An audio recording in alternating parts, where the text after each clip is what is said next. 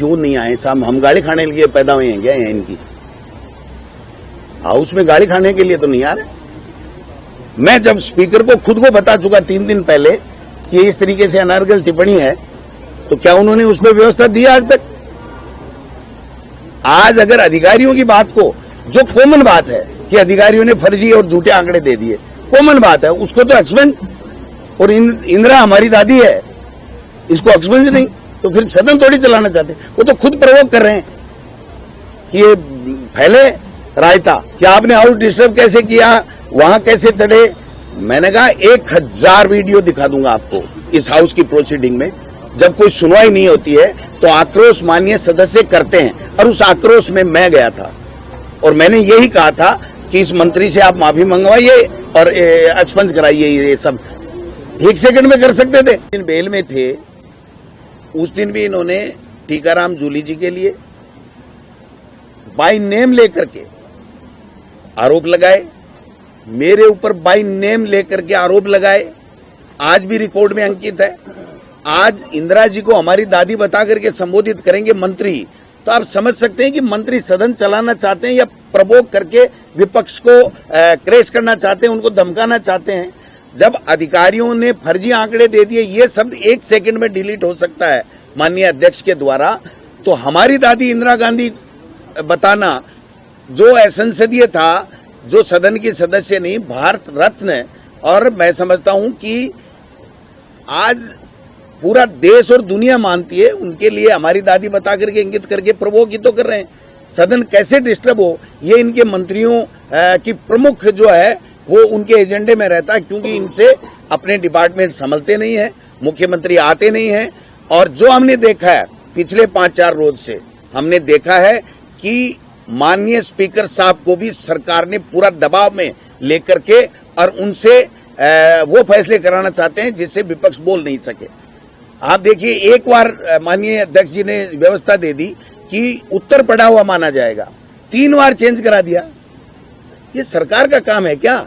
यहाँ स्पीकर सर्वे सर्वा होता है, तो स्पीकर को जो व्यवस्था दे दी उसको बदलवा दो, विपक्ष के नेताओं को गाली दे दो, हमारे महान नेताओं को जो आज इस दुनिया में नहीं है उनको नाम लेकर के हमारे ऊपर ओछी टिप्पणियां करो। और ये सदन चलाना चाहते हैं क्या? इनकी मंशा ही नहीं है, इनके पास सामान ही नहीं है बोलने के लिए, इस बजट में कुछ है ही नहीं। इसलिए ये चाहते हैं कि जनता के मुद्दों की बात इस सदन में विपक्ष ना करे, केवल उनकी बकवास सुनता रहे। उसके लिए हम तैयार नहीं। क्या लगता है अब ये गतिरोध कैसे टूटेगा? माफी मांगे वो मंत्री, उसको उसी टाइम एक्सपेंस कर दे। मैं सीधी सी बात कह रहा हूं कि जैसे रफीक जी के जवाब के अंदर कहा कि अधिकारियों ने फर्जी आंकड़े दे दिए, उसको तो हाथों हाथ एक्सपेंस, और इंदिरा जी को हमारी दादी बता के संबोधित कर रहे हैं, उसको एक्सपेंस नहीं कर रहे हैं। मैं देख लूंगा। आप क्या देख लोगे? मैं अध्यक्ष जी के चेंबर में जाके व्यक्तिगत रूप से ये कह के आया था आज से 3 दिन पहले कि ये देखिए, जब हम बेल में थे तो मेरे खिलाफ भी अनर्गल व्यक्तिगत नाम लेकर के आरोप लगाए गए, टीकाराम जूली जी का नाम लेकर के व्यक्तिगत आरोप लगाए गए। उसको आपको हटाना चाहिए, वो तो है नहीं, और मंत्रियों से जो है वो बुलवाते रहते हैं, अनावश्यक टिप्पणियां करवाते रहते हैं। तो ऐसे सदन थोड़ी चलेगा। हम चाहते हैं कि जनता के मुद्दों को हम हाउस में डिस्कस करें और उसकी गरिमा बनाए रखना माननीय अध्यक्ष जी की ड्यूटी है। हम अभी भी गए थे, माननीय अध्यक्ष जी ने बुलाया, हमारी कोई मंशा खराब नहीं, हम गए थे कि माननीय अध्यक्ष जी ये बताइए। वो तो उल्टे हमें ही करने लग गए कि आपने हाउस डिस्टर्ब कैसे किया, वहां कैसे चढ़े। मैंने कहा 1000 वीडियो दिखा दूंगा आपको इस हाउस की प्रोसीडिंग में। जब कोई सुनवाई नहीं होती है तो आक्रोश माननीय सदस्य करते हैं, और उस आक्रोश में मैं गया था और मैंने यही कहा था कि इस मंत्री से आप माफी मंगवाइए और एक्सपेंस कराइए। ये सब 1 सेकंड में कर सकते थे। वो तो उल्टा चोर कोतवाल हमको डांटे, सरकार के लोग तो हमको ही कह रहे हैं तू वहां कैसे चला गया। इस सदन में उनकी मेहरबानी से कोई सदस्य नहीं आया विपक्ष का।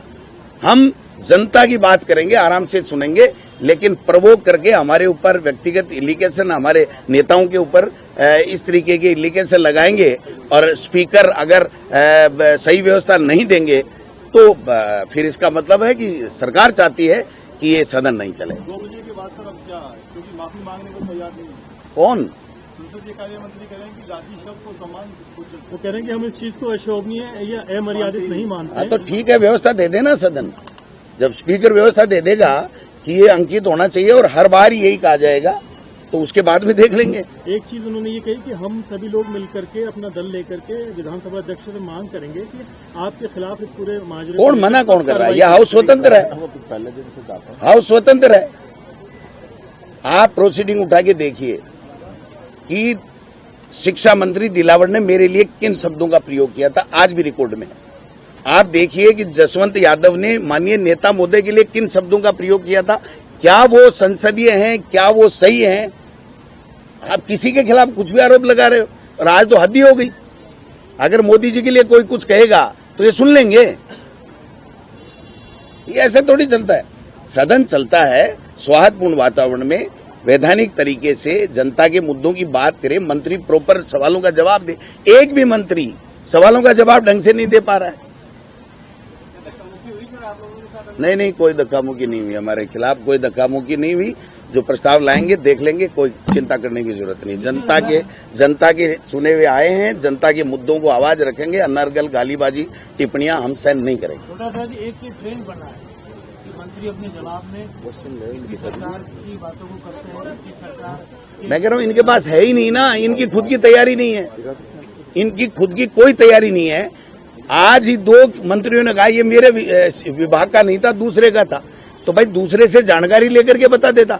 जब एक बार सदन में क्वेश्चन आ जाता है तो उसका प्रॉपर पूछने वाला माननीय सदस्य, चाहे वो सत्ता पक्ष का हो चाहे विपक्ष का हो, उसको पूरी तरीके से संतुष्ट किया जाता है। उठने से पहले तो बैठ जा, उठने से पहले बैठ जा। ये क्या यहाँ क्या क्लास लगा रखी है? हाउस में सब मेंबर बराबर हैं। वो सरकार में है तो मंत्री बन गए, हम नहीं बने। पहले हम भी मंत्री थे, लेकिन ऐसा नहीं होता था। माननीय सीपी जोशी का उदाहरण देखिए आप, सबसे ज्यादा सत्ता पक्ष को कोसते थे। वो कहते थे कि मैं ये बर्दाश्त नहीं करूंगा कि कोई भी किसी के खिलाफ अनर्गल टिप्पणी करे। तो व्यवस्थाएं स्पीकर को देनी है, व्यवस्थाएं देंगे, उसके बाद में देखते हैं क्या व्यवस्था आती है। जो रफी खान जी का सवाल था उस पर जवाब नजर नहीं आया मंत्री की। मैं कह रहा हूं दूसरे मंत्री जवाब देने लगे। भाई आपका उच्च शिक्षा मंत्री, 3 मंत्री खड़े हो गए। तो ये फिर सोची समझी साजिश है ना।